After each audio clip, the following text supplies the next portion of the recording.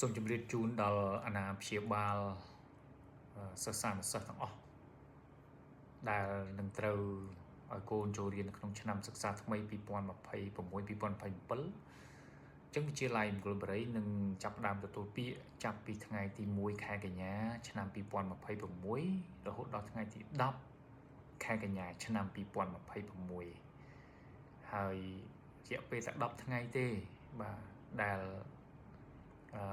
ត្រូវលោកស្រីនាំកូនបុត្រធីតានឹងមកចុះឈ្មោះចូលរៀនទាំងគ្រប់កម្រិតចាប់ពីទី7ដល់ទី12ទាំងសិស្សចាស់ទាំងសិស្សថ្មីដើម្បីយើងទទួលបានព័ត៌មានផ្សេងៗដែលសាលានឹងចែកជូនឬផ្ដល់ជូនអញ្ចឹងលោកស្រីត្រូវតែអញ្ជើញមកដោយផ្ទាល់បើអាចជាឪពុកឬក៏ម្ដាយក៏បានដែរមិនចាំបាច់អញ្ជើញទាំងពីរទេហើយបុត្រធីតាគឺត្រូវមកជាមួយបាទរឿងមួយទៀតគឺសម្រាប់ថ្នាក់ទី10ថ្មីយើងនឹងធ្វើការចាប់ឆ្នោតជ្រើសរើសថ្នាក់បាទដោយមិនតម្រូវឲ្យកំងថ្នាក់នេះថ្នាក់នោះទេបាទខ្ញុំនិយាយបែបនេះគឺដោយសារយើងទទួលបានបទពិសោធន៍មួយថ្មីនេះដែលអាណាព្យាបាលគាត់ចង់ទៅពីថ្នាក់ A ចង់ទៅពីថ្នាក់ B ថ្នាក់ C ថ្នាក់ D អញ្ចឹងទៅគាត់កំងប៉ុន្តែកូនបែរជាជ្រើសរើសខុសពីឪពុកម្ដាយត្រង់ថាកូនគាត់ជ្រើសរើសក្រុមរៀនរបស់គាត់បាទប៉ុន្តែឪពុកម្ដាយគាត់ជាអ្នកជ្រើសរើស brand ថ្នាក់នឹង A B C D អញ្ចឹងទៅ A B C D អញ្ចឹងទៅ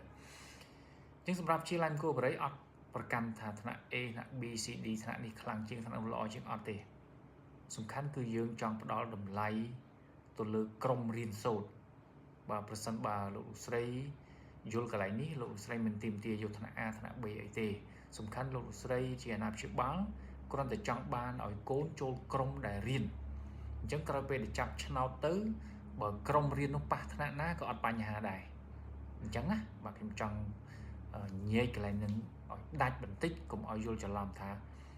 ទាល់តែថ្នាក់នេះបានប្រកែទាល់ថ្នាក់នោះបានកែមិនមែនទេអញ្ចឹងពូកែទៅរួចខ្លាំងទៅរួចទាល់តែកូនលោកស្រីជួបជាមួយក្រុមដែលរៀនបាទមិនមែនជួបថ្នាក់នេះថ្នាក់នោះទេគឺជួបក្រុមដែលរៀនអញ្ចឹងមកដាក់ពាក្យជាក្រុមមកក្រុមដែលកូនលោកស្រីចង់រៀនជាមួយនឹងមកដាក់ពាក្យជាមួយគ្នាមកបានរៀនជុំគ្នាហើយតែមិនទាន់ដឹងថាថ្នាក់ទី10អីទេនេះសម្រាប់ថ្នាក់ទី10បាទអញ្ចឹងនៅជាឡានគូបរិយយើងវាផ្លាច់ពីគេកន្លែងនឹងបន្តិចដោយសាររបត់នេះយើងធ្វើដើម្បីឲ្យគ្នាអ្នកមកពីតំបន់ជនបទមកពីឆ្ងាយដាច់ស្រយាលអីគាត់មានឱកាសនៅក្នុងការរៀនជាមួយអ្នកដែលប្រកែដូចគ្នាបាទអញ្ចឹងយើងអត់បែងចែកទេគ្រាន់តែថាចង់ឲ្យលោកស្រីគិតពិចារណាថាតើលោកស្រីនៅតែទាមទារថ្នាក់ A B អីទៀតឬក៏លោកស្រីទាមទារចង់ឲ្យកូនរៀនក្រុមដែលរៀនក្រុមដែលប្រកែបាទ